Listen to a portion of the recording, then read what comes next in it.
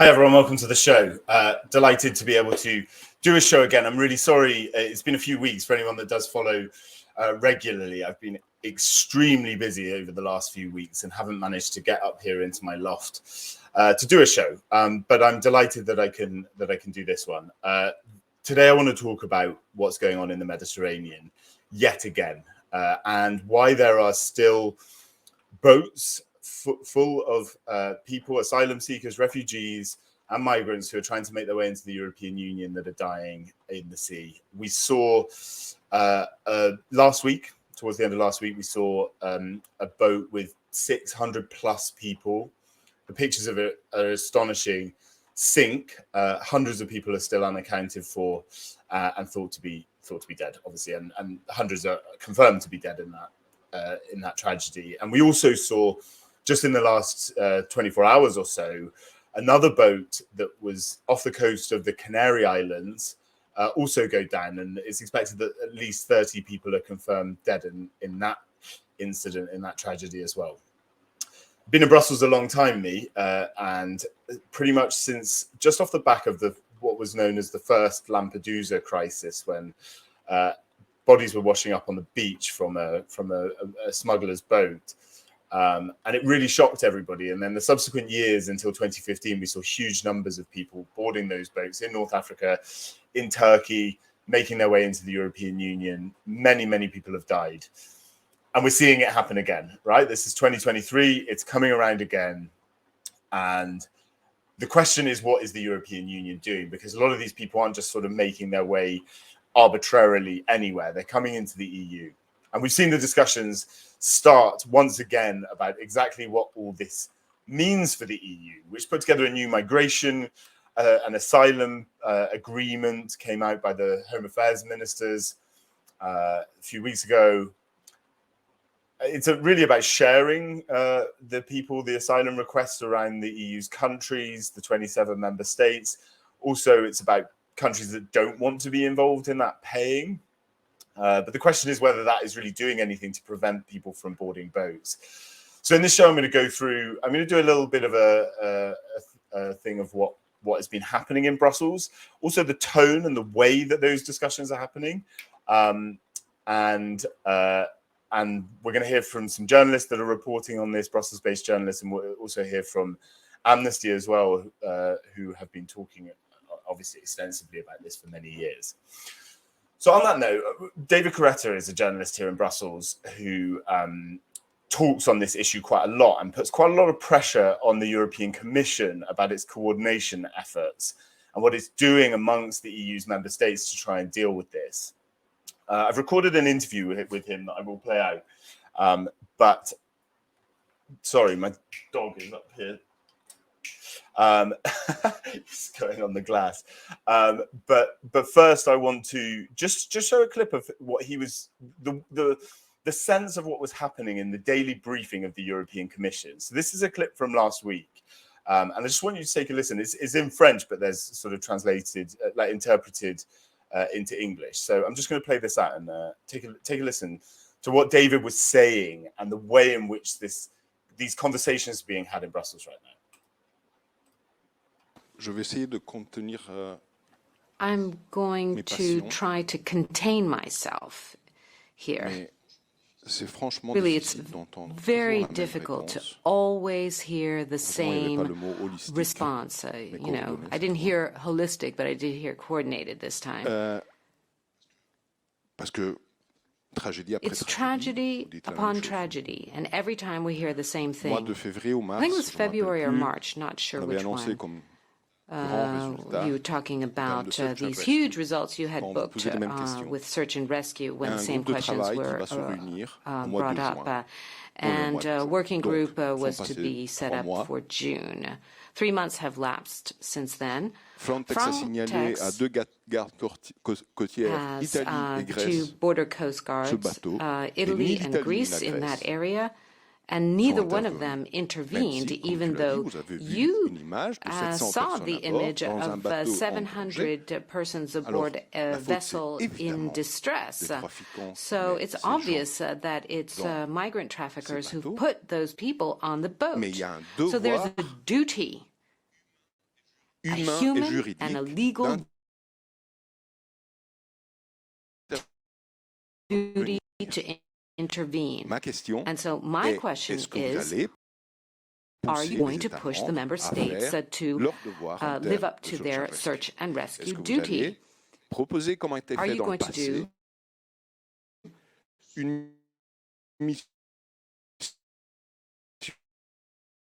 Are you going to carry out a Frontex search and there will always be these tragedies, but you need to try to reduce the number of victims of migrant traffickers and the indifference of certain member states. Thank you very much, David, and thank you very much for containing yourself, because this is a humanly difficult issue and a politically complicated issue, also operationally complicated. So we shouldn't let our passions take over. But I do want to make some points. The indignation in the face of this human tragedy is not the property of any one party. Given the situation, well, this doesn't stand in the way that for the Commission, and that's why the Commission, the President and the Commissioner and the Vice President issued the tweet, because we're all affected by these tragedies. It's very important to remember this.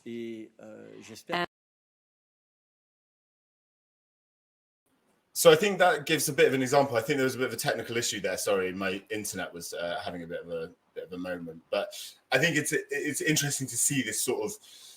You can see from David's reaction, he's exasperated. We've had these kind of conversations so many times before. We've had so many questions about how to actually prevent the deaths, how to improve search and rescue, how to prevent search and rescue by private people, private ships in the Mediterranean, but also like NGO boats, how to make that legal or at least try and save lives. I'm just quickly going to bring in Beatriz Rios, who is a Brussels-based journalist as well. I'm going to play out the interview I did with David in a second, Beatriz. But what do you make of this at the moment, this discussion in Brussels, which is going down? We're in a peculiar moment. It feels like we're repeating very similar conversations we've had before in this time. Yeah, I think this conversation is far from new. We've had it before. Before in 2006, we already had a lot of deaths in the Mediterranean and in the Atlantic route. We saw a significant increase during the 2015 crisis, and the conversation was very similar to the one we had before. But I think probably the difference is that there is a little bit of a tiring audience. We don't seem to care so much anymore about those deaths. I remember that in 2015, we'll still have even demonstrations of European citizens going to the streets and saying, these have to stop, we need to take action. Whereas now we don't see that at all. It's definitely not one of the priorities of the citizens. So that makes it politically harder. But this shouldn't be a political discussion. This is a matter of human rights and respect of international law.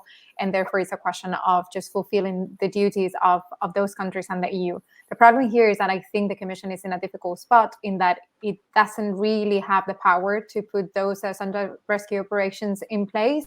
It really depends on member states to take that action. And therefore, as much as they want to push for it, and they're not, it's going to be very hard for them to make a change. Yeah, Beatriz, let's put this on pause for a second. It's great to have you with us. We're going to play out the interview I did with David. It's kind of long, but I think it's really interesting. Gives good insight, and I'm going to come back to you in a second. Okay, so really appreciate you just standing by for a sec. Okay, so let's play out the interview with David, who was the journalist there pressing the European Commission last week. Carly, thank you so much for joining us. As we've seen, I've just played a clip there of you sort of having a real go at the Commission, essentially, where you're telling them that they're not giving any answers or any solutions that we haven't heard before. Why aren't we getting any answers in what the authorities here in Brussels are trying to do to try and prevent shipwrecks and the tragedies like we've seen over the last weeks from happening again? Basically because they would have to say the truth And the truth is that they are applying the urban policy in the sea. They are promoting pushbacks with another name of migrants, and they don't care if in the sea, because all the policy is to try to avoid that they arrive in Europe, and they use different means, different tactics to do that. At the end of the day, they cannot tell the truth to the people, which is we are like Orban. Are their hands somewhat tied, though, by the member states? Is this the issue? The Commission just doesn't have a mandate from the 27 EU countries to do anything more than they're permitted to do. Is it possible for them to change? Of course. Even the spokesperson of the Commission are starting to say that the issue is political. What does it mean? Basically, it means that what they are doing with member states, or what the member states are doing with the consent of the European Union, is the dirty job. And the dirty job is financing Libya to intercept migrants, is to allow Greece not to make search and rescue in a proactive way. When you see 750 people dying or 650 people dying in the sea, and the reaction is, well, the fault is of the traffickers. We have to work with third countries, which mean Libya and Tunisia and Turkey, and that's all. You have a problem because you are avoiding your responsibility.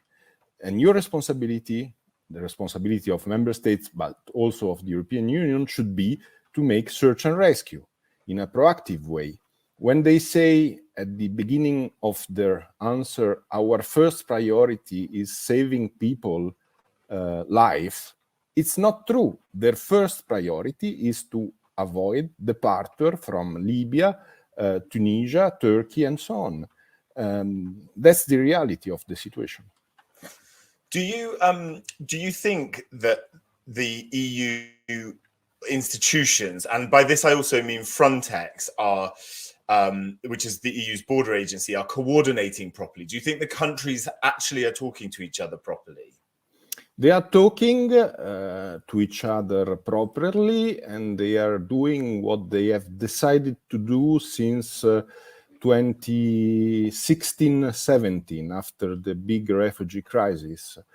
The strategy basically is to ask Libya, Tunisia, Turkey to do the dirty job, and they are applying this strategy. When you with Frontex too, what happened in Italy since 2017? Basically, we are financing the so-called Libyan Coast Guard. We are providing them vessels to do what? Officially to improve their search and rescue capacity, officially to save people at sea. In reality, it's just to intercept migrants at sea and to make pushbacks with another name. Can I stop you? One of the things I think people outside, can you explain what a pushback is? A pushback is when somebody, a migrant, a refugee, is arriving at your border and want to ask international protection, which is a human right and an international obligation for member states, and you are not allowing him to enter your country, and basically you are sending him back to a third country, and especially a third country which is not safe for him, which is the case, for example. They're totally normalized now. It's like the open secret, right? That pushbacks are happening all across the EU's external borders. And within this case, the question is whether sort of Frontex itself, the EU's own border agency, was in some way implicated in a pushback, that they didn't support those people to get them off the boat. And it's been really hard to get answers around that. What's your understanding? Basically, it's impossible to have the answer for the same reason of the non-answer of the European Commission. They would have to tell the truth. The truth is that, for example, with Libya, the planes and the drones of Frontex have an active role in those pushbacks. How? They are just looking at the sea, and when they see a boat, they call the so-called Libyan Coast Guard and ask them to intercept the migrants. So they have a role in all this system that was created. They have a role. They had at least a role also in Greece. We have seen images of Frontex boat pushing back migrants in Greece. So basically, they are an important part of the strategy, and the strategy is to avoid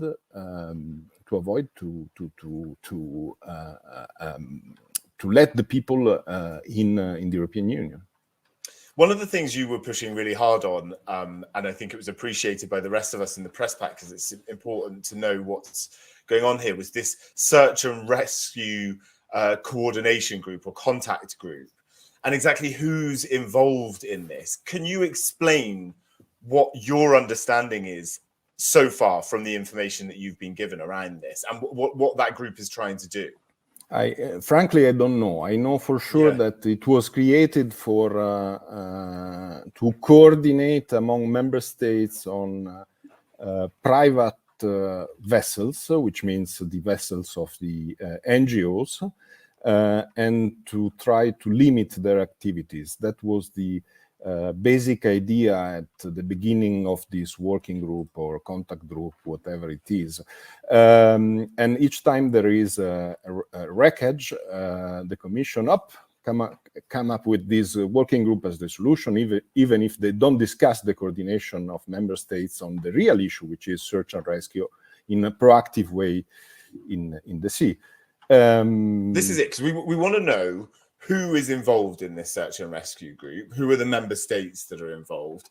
Like you say, the idea was that, because for much of the Mediterranean search and rescue, when they've saved lives, a lot of the boats saving lives are private fishing boats, NGO boats that are sort of often sort of collectives of charities that go down and look for people. And then there's other charities that are alerting. Do we know if they're involved? Did you get any answers? No. They are not involved. Not the charities, not the NGOs, not even the private economic vessels or the owner of those vessels. The only people which are involved in this group are official of member states and European Commission, and the reason is to try to find a way to limit the activities of the NGOs vessels, because they are basically from Italy and other countries criminalized because they are considered as a pull factor of migrants, because they are saving people at sea, and so they are trying to find a way to limit their activities, and they call it coordination among member states. But the fact is that it's impossible to stop this flow. Let me make just an example. This year, until the end of May, 15,000 migrants crossed the channel, departing from France and arriving in the UK. 15,000. France and the UK are two big countries, European countries, member of the G7, allied in NATO, and they are not able to stop those migrants in a small part of the coast, which is their coast. Can you imagine how Libya, Tunisia, Turkey can stop the flow in a much larger part of their coast or the sea. I mean, it's just impossible. The overall approach is basically wrong, but they cannot accept this because otherwise they would have to tell the truth to the people, the other truth, and the truth is that migration is a natural fact of life. I'm a migrant. You are a migrant. Mm. Yeah, we live outside of where we were born. Exactly. I mean, it's really interesting, that idea of sort of catching the raindrops, especially when we look at the very recent shipwreck off the coast of the Canary Islands, which left from Agadir in Morocco, which is kind of round the corner into, it's not in the Mediterranean, so to speak, so far. I mean, it's a really far distance. They are finding any ways that they can to get through into Europe, and it's going to be. I mean, what are your predictions for this summer? What do you think? Do you think that? I mean, you and I have both followed this through. I was in Brussels from early 2014, so this was a huge thing for many years through, like you say, 2015, 2016, 2017.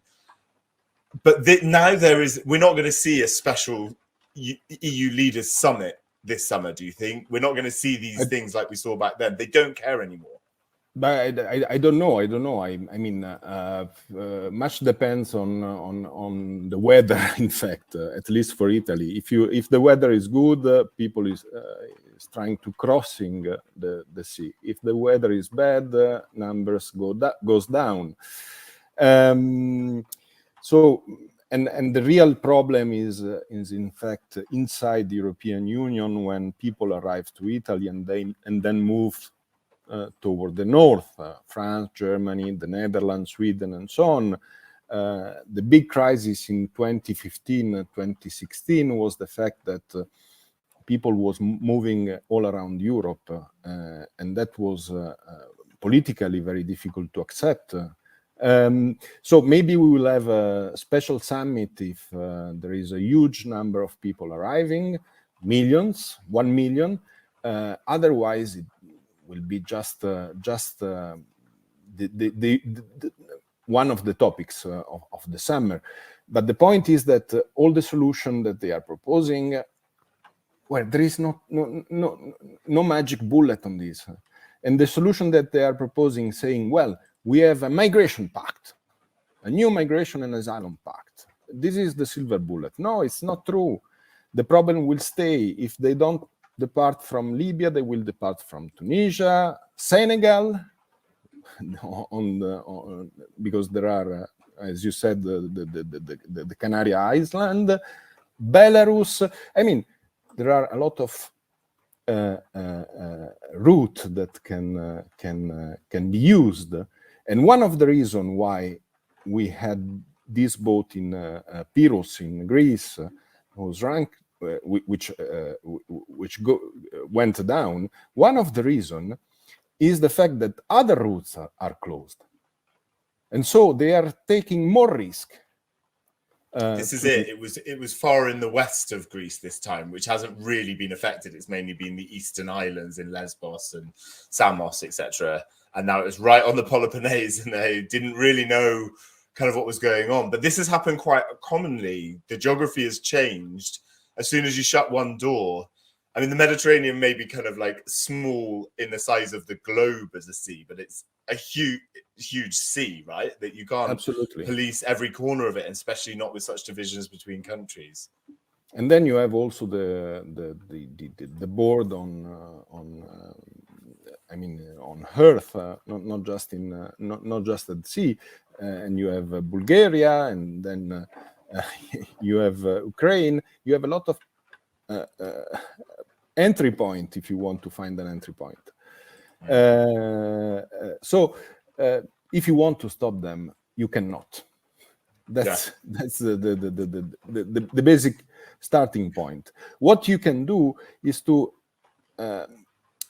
manage the situation. But to manage the situation, you have to have a different approach. And they don't have this different approach. They cannot accept the fact that people are coming to Europe. And why they are coming to Europe? Because we have success, we are rich, we have prosperity, we have security. Plus, we need them. If you look at the statistic of the demographic statistic and the situation on the labor market, you will discover that you need them. One of the news of the last day is the Polish government, who has decided to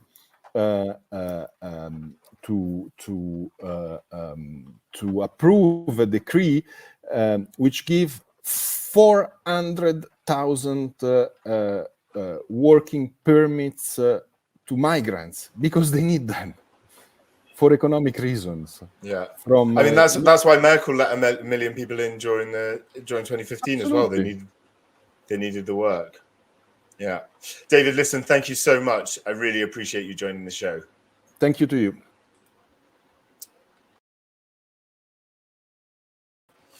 So that was great to hear from David there. Really interesting to hear his perspective. I'm going to bring Bea back in now. I think there has been some connection issues, but I think we're fine. I think my little laptop that has to work double time to try and get the camera and all the lights and everything can sometimes struggle, and especially in the heat.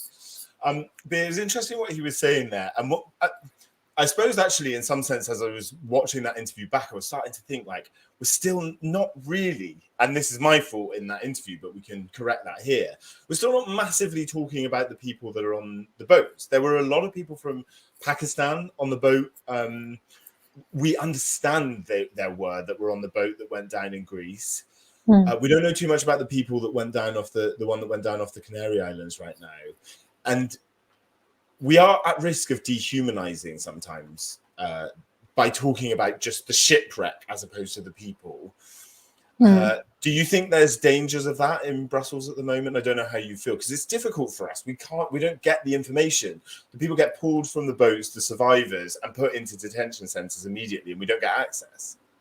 I think that has been the issue from the beginning. And it was the same case in the previous crisis. I think Island Cordy completely changed that back in 2015, because it was a case that everybody could relate to when you see a 3-year-old kid dying in a shore in Turkey. That really resonated with people because we all care about children, don't we? And that, I think, it's a problem when we talk so much about figures, but we never really dig into the stories of those people. And I think what changed with the Greek case, the latest tragedy, is that we at least saw a picture. We saw a picture of hundreds of people in a boat that was on the verge of collapse that ended up just going down the sea. And so at least we know that those people were there and we can see them. But we constantly talk about all the shipwrecks that happen every week in the Mediterranean, and we don't even know who those people are. We don't even see them. I think there has been some attempts to change that. And I think when something so big happens, there is indeed a collaboration between journalists all across the globe to trying to track down those people and try to see who they were. And as you said, a lot of people coming from Pakistan, a lot of people coming from Egypt, a lot of people coming from Syria, which is not surprising because we know there is a huge crisis.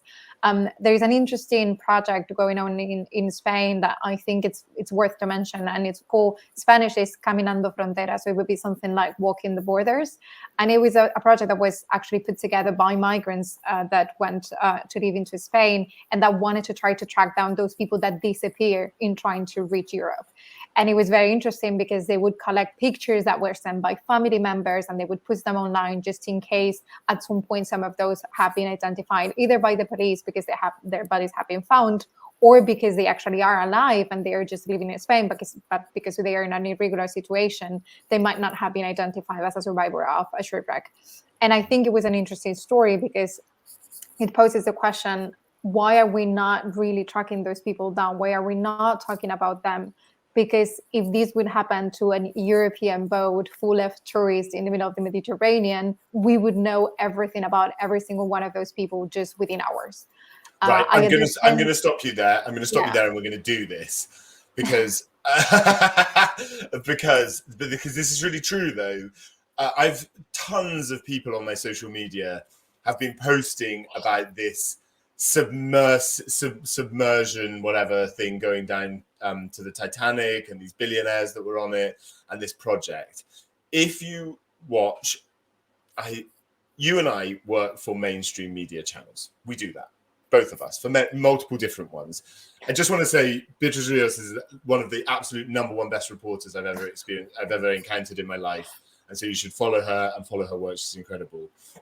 And both of us work for multiple different outlets, and we know the pressures. A lot of TV channels, especially in the Anglophone world, the Brits and the Americans right now are wall to wall on this submarine thing that went to sea. And I am not in any way saying it's not a sad case, but a lot of people have been saying, listen, 700 migrants died on a boat in the Mediterranean and no one's talking about it. We're seeing, what does this submarine do? Who was on it? Profiles of each person. I have my own idea. And I'll bring that in a second, but I want to hear from you why you think that as a story is more commissionable. Because this is the truth. You and I know you have to get the story commissioned. Why are those things more commissionable than people dying in the Mediterranean in, a metal coffin, essentially, huge metal collective coffin? So one of the main things that it's obviously way harder to track these people down, because we're talking about people who are crossing the border irregularly. So we don't have access to where they were before. We don't have their documents. We can't identify. There is not a list of passengers that we can go through and try to track those people down, meet their families, talk to them. So there is let's say, practical reason why this is harder to get done. But I think there is also a human angle to it. And I think it's because most Europeans, because we're talking about Europe in this case, wouldn't relate to those migrant people who were in that boat. And what is really surprising to me, they would relate to the people who were in that submarine. And I'm saying surprising because they are billionaires who had tons of money to go and do that trip. Whereas I think that somehow we can be closer to people who are in a difficult position and maybe relate to the reasons why to jump into a boat and risk their lives. But the reality is that people tend to relate more to those people because they look a little bit like them. But what is interesting as well is that I think there is always this dramatic component to it. And obviously a small submarine that is lost in the middle of the sea trying to go and see the Titanic, it's a very juicy story for media, regardless of the human tragedy that it might be for those 5 people and their families. This is exactly my opinion, and I'm pleased that you raise it. So I just, as an explanation from my point of view, for the record, the migrant boats are so much more important from a human perspective. That's my opinion. The human tragedy is far more significant. But from a media perspective, it's just not as juicy. Number of reasons. One, we've seen it before. It's a repeated story. And the new thing is always gets much more attention. Number two, we can, like you said, we can put ourselves into that submarine. How would we react? How would we do it? And I think we could do that with the migrant boats. And when I say we, I mean Western wealthy consumers of news that watch mainstream sort of channels. And I'm not even being critical here. I think it happens, and this is how it works. And I see this world as well. Secondly, there's just lots of angles, like you say. We can investigate, how does the submarine work? Who is the person driving it? We know lots more about them, so we can do those profiles, like I say. But there is also like a fundamentally racist element to it, where we do not value the life of people that have fled a country in the Middle East, in sub-Saharan Africa.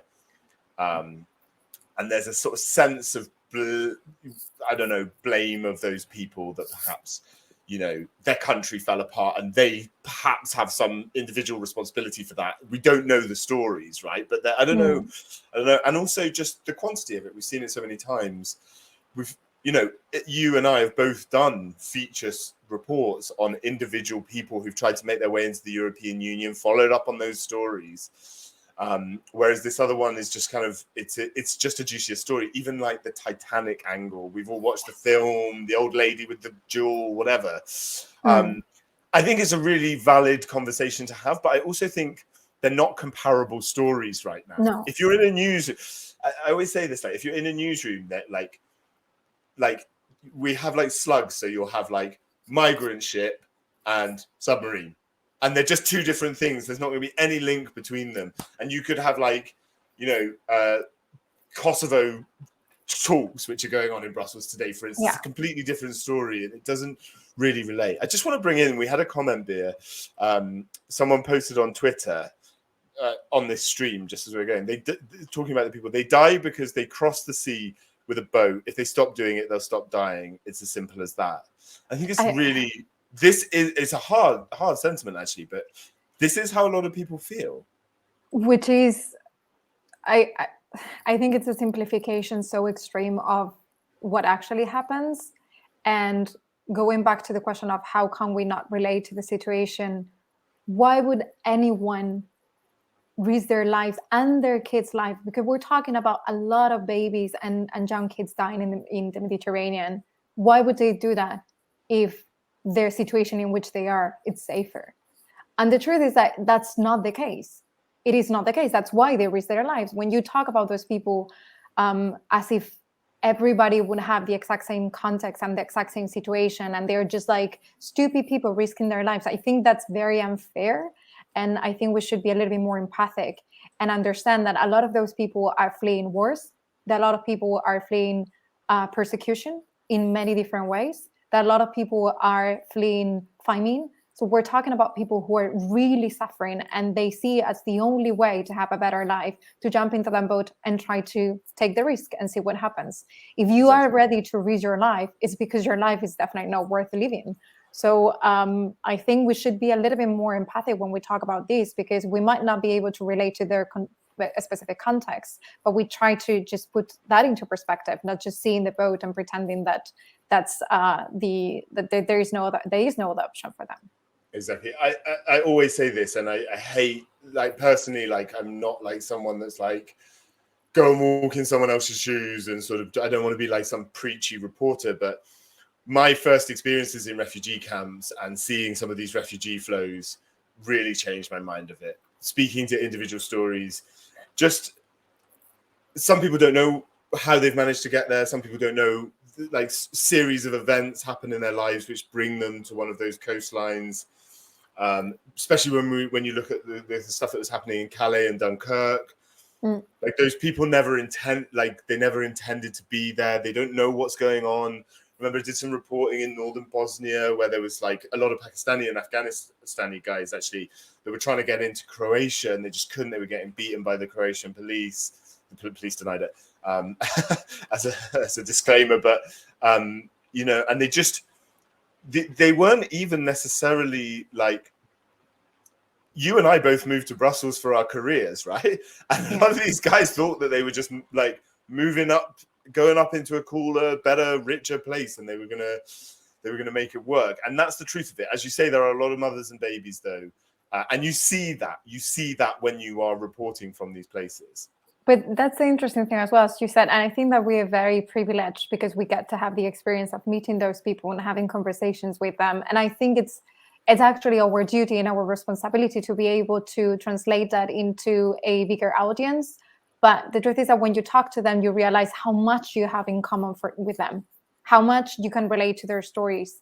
Even those who come from places that look nothing like the places where we live, you can relate to their emotions. And who wouldn't want to have a better life for their kids? I mean, it's just a very basic human reaction, isn't it? So I think that change, as you said, like visiting refugee camps, talking to people who have made it and people who didn't, who were struggling, as you said, in refugee camps still, makes you change your mind about the way that you perceive migration.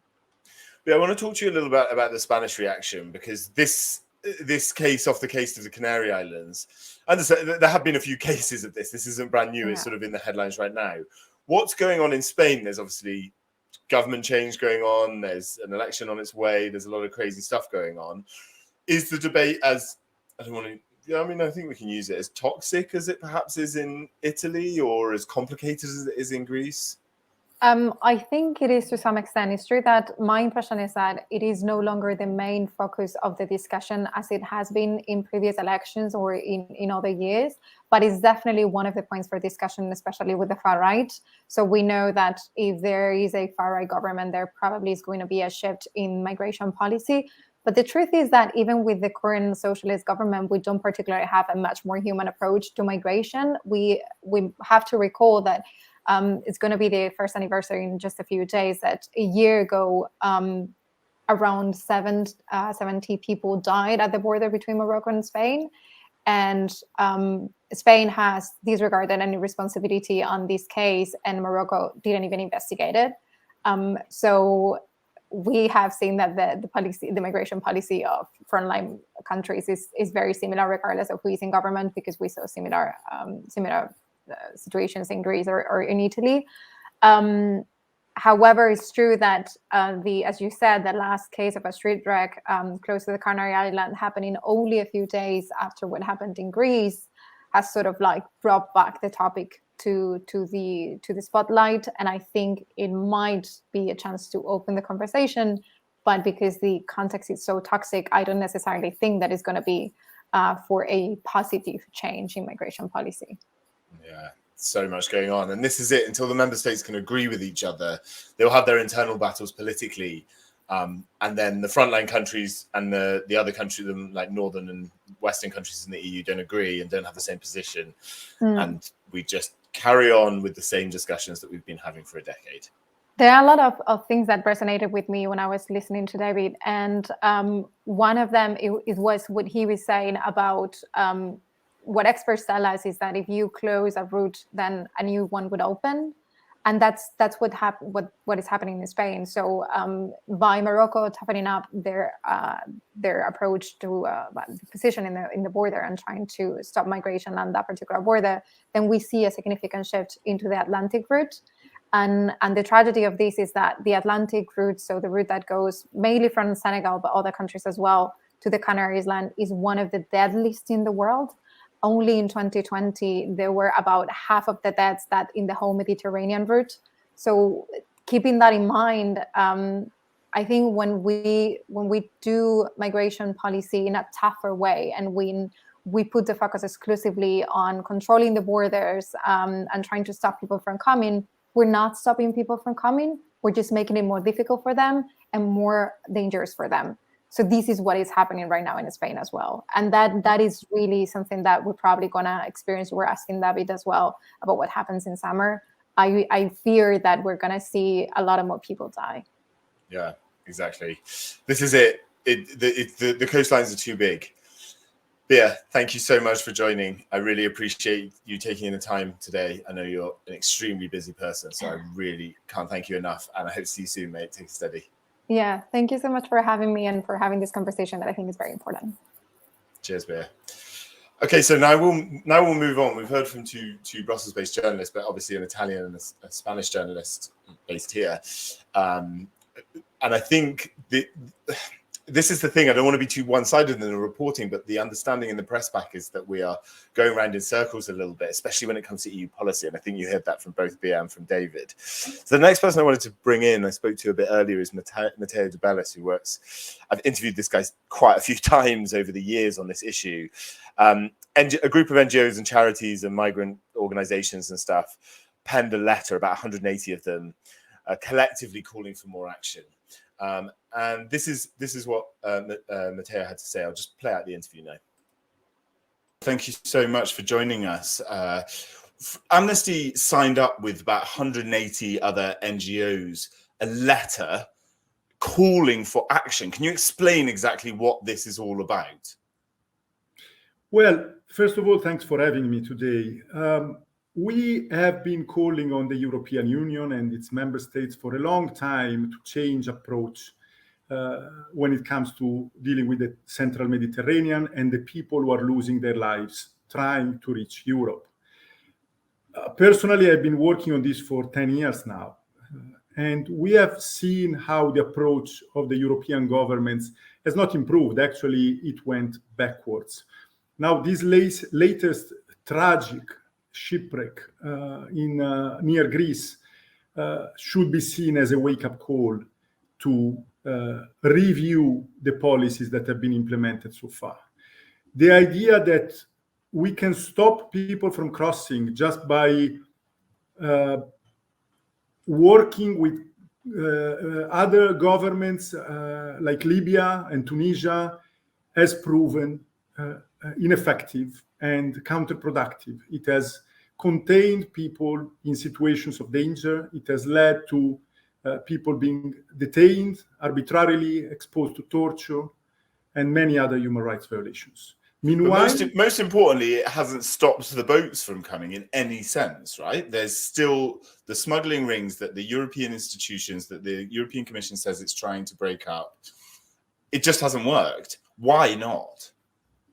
Because it might seem counterintuitive, but the smugglers thrive when there is a prohibition. This happens in any kind of market, including the smuggling of people.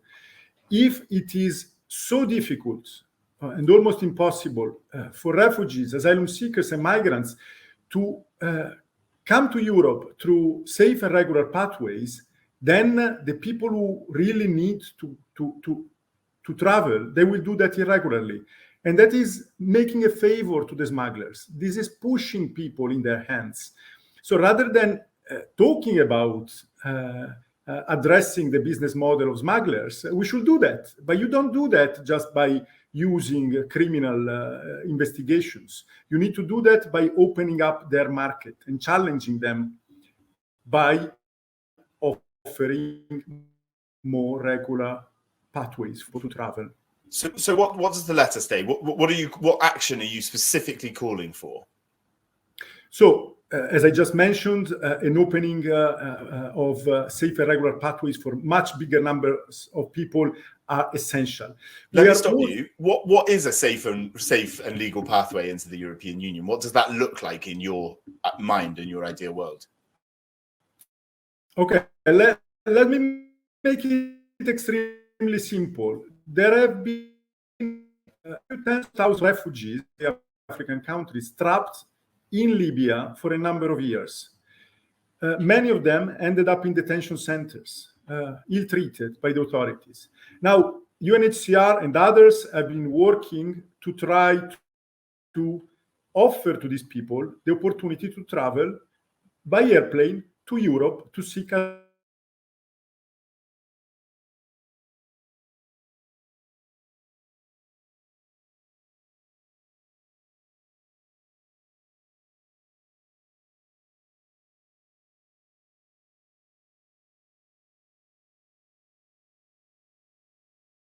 work with UNHCR and with other organizations to ensure that this kind of tools is effectively a very minuscule number of people. And why? Because European governments are just not making the numbers available. Okay, sorry, I'm having a bit of a trouble with this video here, so I'm just gonna give it a second. Thanks for your patience. I'm just gonna bring it back up, and I'll try and restart it again. They need some to problem with work the audio there. UNHCR and with other organizations to and see between European member states and see. You don't do that just by. Something's going on. Let me just remove it again. Thanks, guys. It is interesting though, so I'm just going to bring it back in. I can do it from the. Can add another one and do it from here. Thank you so much for joining us. I'll just move Amnesty on to where it was. By airplane to Europe to seek asylum. This has been offered, however, to a very minuscule number of people. And why? Because European governments are just not making the numbers available. They need to work with UNHCR and with other organizations to ensure that this kind of tools is effectively used for refugees and asylum seekers. And similarly, for migrant workers, there should be more opportunities because we know that Europe is attracting migrant workers from outside. It's it is employing people. So why do we not invest in opening up visas opportunities for people to travel rather than just resorting to employing people who travel irregularly? This is not the way forward. The way forward is safe and regular pathways. So we've just had a recent sort of overhaul of the asylum system, though, where countries are going to share migrants. I don't want to get into it too much, the specific details, but the idea is sort of 300,000 places and countries that don't want to take people can pay instead. Is that going to work? Is that part of what you're suggesting? No, not really. The idea of solidarity between European member states has been replaced, as someone else has said, by derogations, by enabling countries at the European borders to work even more with other countries. And we will see in the coming weeks, unfortunately, we fear seeing new developments in the relationship with Tunisia, where the European Union and Italy, rather than putting human rights at the center of the discussion, they are just giving everything to President Sayed in order to convince him to stop refugees and migrants from taking the boats. This is not an approach that will lead very far, but it's unfortunately an approach that is consistent with also the kind of negotiations that are happening in Europe on the new pact. But this is it. So the thing is that the institutions here, what it feels like is they're trying a tested method. With Turkey, they paid 3 billion, whatever. They were paying loads of money, different setups of money, whatever, to keep especially I think there's 3+ million, maybe 4 million people in refugee camps in Turkey. And Turkey did shut the border and stop that broadly. So that's what they're trying to do with the North African countries. With Tunisia, Kais Saied, the president, as you said, the quote is, "We will not be Europe's border guard," which is an interesting quote from him. But still, they tried to offer €1 billion, I think it was, odd in different systems and schemes to try and help the economy in Tunisia. The boat that's just sank near the Canary Islands, this left, my understanding, is from Agadir in Morocco. Is your assessment that the whole of the North African coastline is now an exit point, or has it always been that way? And does that mean that the EU needs to, what does that mean we need to do? It's always been like that. There have been deals being negotiated with different countries over the years. Spain and Morocco have had a deal for a number of years. As you mentioned, Turkey and the European member states have had a deal since 2016. Now, these deals are not sustainable. Very often, one of the reasons is the fact that they give all the leverage to the leaders, sometimes authoritarian leaders of the countries outside of Europe that are negotiating this deal. And they can do and undo whatever they like all the time. I would remind everyone about the fact that Italy in particular has had a deal with Gaddafi 15 years ago, and that didn't lead very far. We are talking about the same issue again 15 years later. When you close a border also, this is the second element I will bring to the conversation, people will move using different routes, and smugglers will use different routes. And that means that if you shut one, you need to expect people to try to cross somewhere else. So, for example, refugees and migrants know that Libya is very dangerous. Some of them are trying to cross from Libya anyway, including because there are many people who have been in Libya for a number of years. But now we have seen in the past year how more people are coming through Tunisia. You mentioned the Canary Islands as an access point. That has been an access point for many years. But the numbers will fluctuate and change a little bit year by year. But in general, it's more that people are changing routes rather than anything else. And this shows how the approach taken so far is not really conducive to sustainable change in a positive direction. So But they do need to engage with the countries outside of the European Union. There was lots of talk a few years ago in 2015 about the sort of landing, I think a bit later than 2015, but after, because 2015 was when there was huge movement across the Mediterranean. There was talk about landing pads, so sort of dealing with asylum requests in countries in North Africa, perhaps Turkey, and then the ones that are approved can then make their way into the European Union, be assigned a country. That would amount to a sort of safe and legal pathway, but generally, you don't think that's going to work, right? It's probably unfeasible.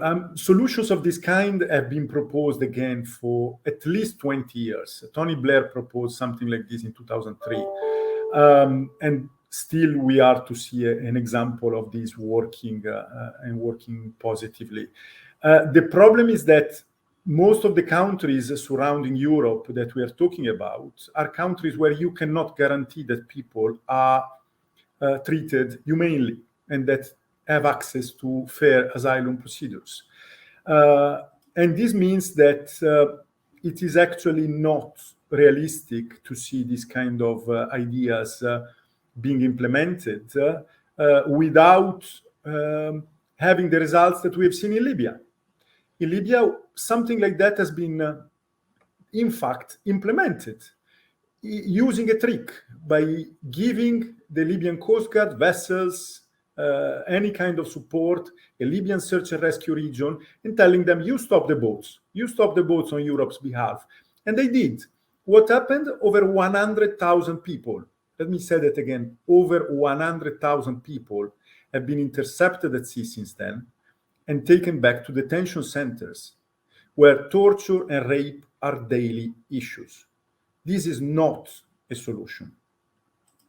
I want to pick up on that just finally, because I think I remember Lampedusa happened in 2013 and I arrived in Brussels shortly after, and it was one of the sort of first stories that I covered quite extensively, following what was happening. And Lampedusa felt, I think we would not to do it down or to reduce the loss of life in any sense, but it kind of felt like a bit of a one-off. Everyone was like, oh, what the hell is happening? It was a big scandal maybe. And then we moved into 2014, 2015, huge numbers of people coming over, many reporters down there picking people up off the Greek islands. There was constant action. The subsequent years, obviously after that 1 million people that entered the European Union in 2015, the numbers have reduced a little bit, but they've plateaued broadly. But what's your sense of the way that we talk about this now, though? It feels like a real... I know, obviously, Amnesty talks from a human rights standpoint, but what's your sense of the sort of humanity around the discussions that we have related to the crisis in the Mediterranean? So first of all, I would say that there has been a selective attention to the issue. This is it. It comes in and out, right? Depending on... But depending on who looks at it. And right now, there's a big ship sort of sinking to the bottom of the ocean with hundreds of people in the hull, raises it again. And you're right, our attention is back on it. Yes, and maybe our attention is back on it, or the wider media attention is back on it. But, there are some dynamics that can be predicted. You were mentioning before the infamous shipwreck of the 3 of October 2013 in Lampedusa. That generated massive attention because the bodies were found in the sea near the island, and there were over 200 bodies recovered and taken to the island, and anyone could see them. And we remember the children, etc. Similarly, there was a big scandal in Italy earlier this year in February when there was another shipwreck in Cutro, when again bodies were found on the beach. We've seen the same with the case of Island in Turkey, Island Kurdi. When you see the bodies, people get more, look more. But there have been, meanwhile, so many other shipwrecks that have been different only in the fact that they have happened in the middle of the sea, and therefore most of the bodies have not been recovered There were no photographers, no journalists, no one to witness that. And so all of this is happening. I could tell you, 12 April 2015, 18 April 2015, etc. We've seen so many shipwrecks across these years. Enough is enough, really. And I'm afraid that this latest one, in Greece, the massive shipwreck, yes, it has attracted some attention, but again, it's a little bit selective also in the way we look at it. I wonder sometimes if a boat with that amount of people, but white people, were on board, if a boat like that went down in the same way, with perhaps even 100 children on board, we would react the same way? I doubt that. We've already talked in this show a little bit about the submersive Titanic trip and the sort of false equivalence of life that is related to that, and the headlines that generates as well. So do you think there's a possibility for a change in the discussion? Do you sense any budge in the way that we start looking at this? There are not so many signs of change, but in the past we have seen sometimes surprising moves by certain European governments. I've heard the Minister of Foreign Affairs of Germany talking about a European rescue mission. We have all heard from so many politicians about promises about safe and regular pathways.